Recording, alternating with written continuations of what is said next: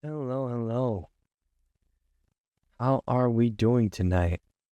Small crowd on this Thursday NFP.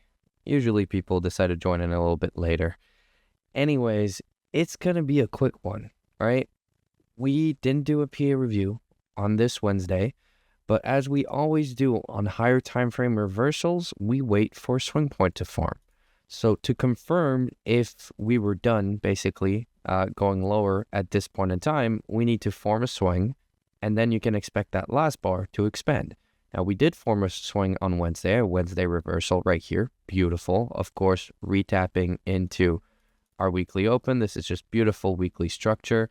And we expanded higher. Now, of course, you had the current high of week, which is the high of Monday, which was a great objective for today. So we will highlight that.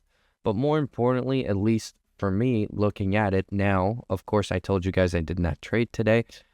But looking at it, we had Wednesday that closed aggressively, right? Closed through it pretty much above our first level where we initially had SMT. And then we had right today, ES take out this level, all-time highs. So very nice price action, just forming a swing after a retracement into a bullish expansion. If we go on the 15-minute chart here, and let's just go in replay mode so we can see the current day, we'll also spot a nice London framework. Now, that London framework occurred at 8:30, way before we could potentially trade that move. But if you guys remember with NFP, I always look to trade in the same direction. It is the same thing as CPI. So if I see NFP, I see a retracement into the NFP price range. So this 8:30 candle in this case in the 15-minute, and then a continuation, then I'm going to trust this. And we also had all of the markers for a trending day, right? So we had our low set early on in the day after trading across the daily open. Very, very nice expansion. I believe we also had some SMT at some point, or am I mistaken? Maybe not in the 15-minute chart. It does not seem like it. But further down, the time frames will notice it. But very clear, very nice bullish structure here. When we're trading NFP, it's always the same thing for me. I'm looking at 8:30. I'm looking at what we do. What did we do today? We formed a gap. So my framework is now this gap. I treat this just like I would a higher time frame fair value gap. All right. So let's just call it, let's just do NFP FVG. Let's just call it that. So this is a higher time frame point of interest for me. And when I see price trade back down into it and then expand away from it, I can then trust that at 9:30, we have no reason to go back down there. And that's the SMT I was referring to pretty much, right? Just looking at the previous swing points, we can see clear SMT in this area and none at this bottom right here. That's when we confirm the London framework. And so what am I looking for? Well, the indicator does it for me, 9:30 to 10. Now, there is a bug that I noticed today, and that will be fixed over the weekend. But if we go in replay mode here, and let's just go here, we'll notice that that breaker block is formed, and it finds this fair value gap. It did not recognize that we traded down into it for some reason. As I said, a bug that has to be fixed. But this was the first valid entry. We didn't have a clear Judah swing at 9:30, but what did we have? Well, we first had an expansion, but then we had that Judah swing trading back down to New York Open right here with clear signs of divergence, no SMT as we would call it. Well, I mean, we could see right here, actually, I did not spot this one this morning, but we actually have SMT, so it's even better now. But clear SMT lower, and with all that here, let me just make it a little bit more visible. And with this unicorn, you have a clear trade. Now, if current high of week is already taken, then what do you target? Well, nothing really. As you can see, all-time high has also been taken on ES. So when I don't have a clear objective, what do?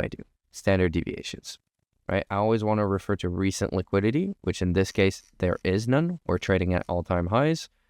So I'll use standard deviations. And this is where I also like, you know what? Let's bring this guy in here. Where is it? Range deviations. So we're going to see a bunch of different things here. Don't question it. Doesn't matter.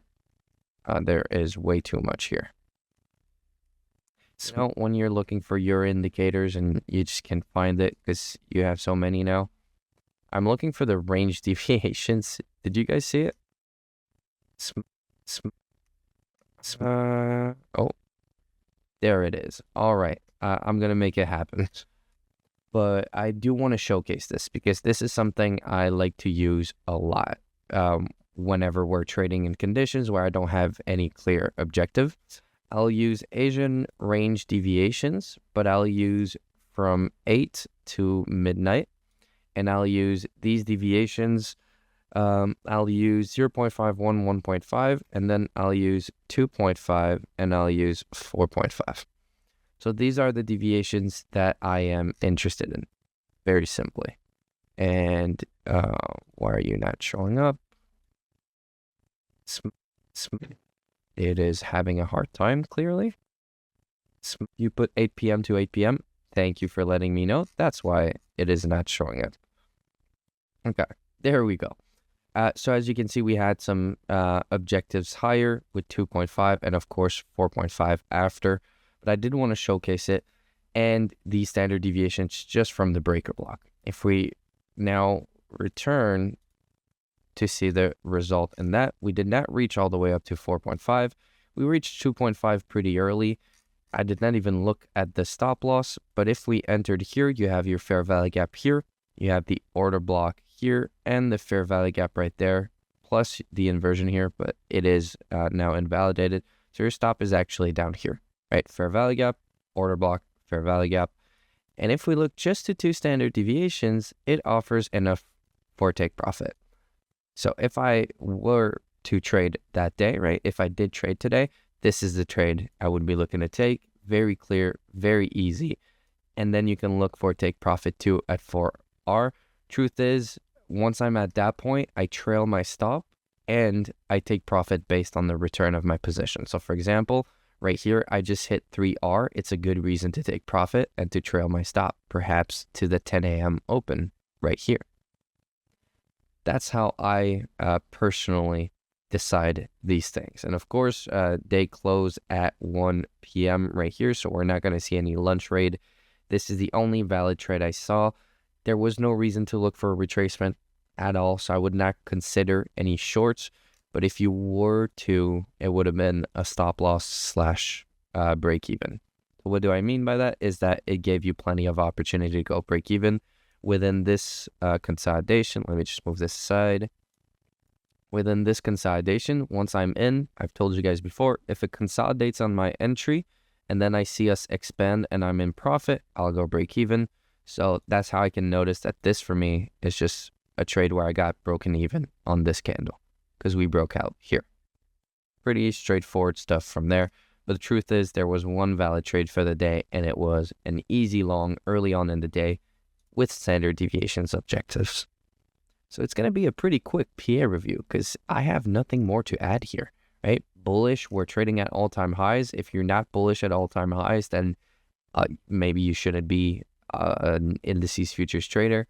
We had a nice framework that detailed why we were looking to long intraday, right, during the session. And we had a nice unicorn, which of course, as I said, the indicator did have a bug here, which I will make sure to fix over the weekend. You guys will see a very nice announcement about that for sure. Any questions in relation to this?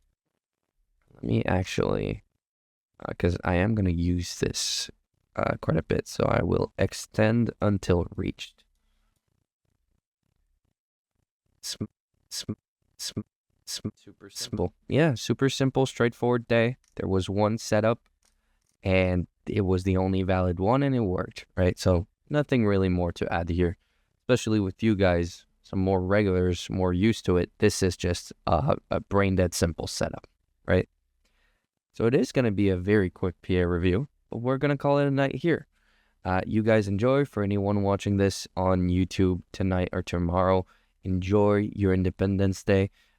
I don't celebrate it here in Canada, but you guys have fun. Long weekend ahead for most of North America, so you guys enjoy. Have a great night. Take some time off this weekend, and we'll see each other back on Sunday for our weekly outlook and monthly statistical outlook. You guys have a great one. Bye.